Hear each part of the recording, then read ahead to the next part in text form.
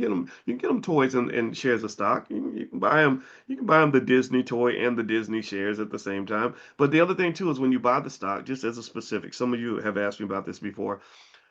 I'm not a believer in giving the stock to the child. I'm not a believer in giving the wealth to the child. I'm a believer in investing for the family, and this is an important concept. People think when I say invest for your children that I'm talking about, buying them a bunch of assets and giving them $100,000 when they're 12 years old. No, I'm not saying that. I'm saying don't do it just for them. Do it for yourself. I mean, Lord Jesus, if you're doing all this work to take care of other people, you should be taken care of too. Is that okay? Is it okay if we also talk about how you deserve to eat like everybody else?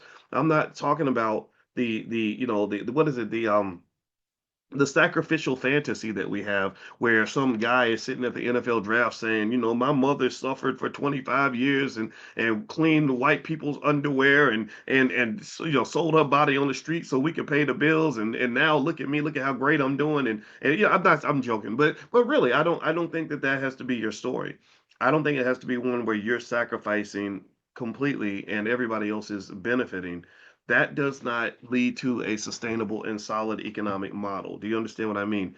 It doesn't lead to outcomes that are going to be good for everybody, right? And the thing about economics is that it's an ecosystem, right? An ecosystem means that that we can recycle things and I can give to you, you give to me. Ecosystems are built on the law of reciprocity. Type the word reciprocity in the chat. I want to see who knows how to spell. Type the word reciprocity in the chat.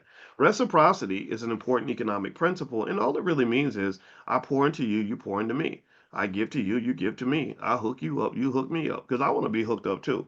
I won't be out here with nothing. In fact, I need to be hooked up. You need to hook me up. You need to make me strong. Because why? Well, because I'm up here making everybody else strong. You out here carrying the load for everybody else. You're the one that's showing up for all these people. You're the one who's being solid and consistent and reliable and capable and for all these other people. And so they should be hooking you up. The king pours into the community pours into the king. The queen pours into her subjects, the subjects pour into the queen, right? So you are the king, you are the queen. Some of you are leaders of your household. Some of you are the grandparents. Some of you are the aunties, the uncles, the mentors, whatever it is that you are, the father, mother, all these things. Love yourself too. So here's the deal. Here's what I want to say to you. I want to make this clear so everybody gets it. Let me know if you understand what I'm talking about. When I say invest for your child, I am not saying sacrifice everything and you go through hell so somebody else can have a heaven. That is not, in my view, the most efficient way to get the job done. I'm not saying it can't get the job done. I'm saying it's not efficient because I don't want your life to suck, and I don't want you to have to wait for your rewards. This ain't no, what is it? What do you call it? In the buy, you get your rewards in the by and by. Like you got to work yourself to death, and then you get your rewards in heaven. Nah, man, we're gonna build heaven right here. There might be heaven afterward, like the afterlife. You can believe how you want with that, but we need heaven right here. So here's what I want you to think about this. When you invest for your child, in my view, you should be investing for the family. You're investing for yourself. Because the stronger you are financially, the stronger your child will be. You are the tree, they are the fruit. Am I lying? Does the fruit not benefit from the strength of the tree? Do you agree with me? So what does that mean? That means, yeah, I'm buying shares of stock for the child, but I'm really buying them for the family. And I let the child know, like, hey, when you get older and you get into the real world, we'll have something here waiting for you. We'll be able to take care of you. We'll give you financial backing. We'll give you something that's literally the most important thing a black person can have, not a college degree.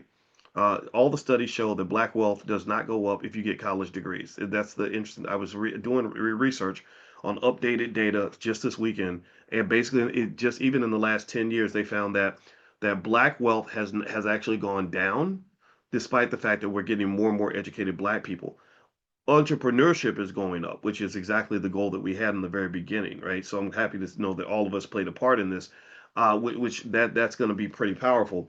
It's a lack of access to capital that's an issue, and also education ain't increasing black wealth because student loans are killing people's finances, right? So the college degree, it's not a bad thing to have, but it's not the most important thing you can have. The most important thing you can have to survive in America is a capital base.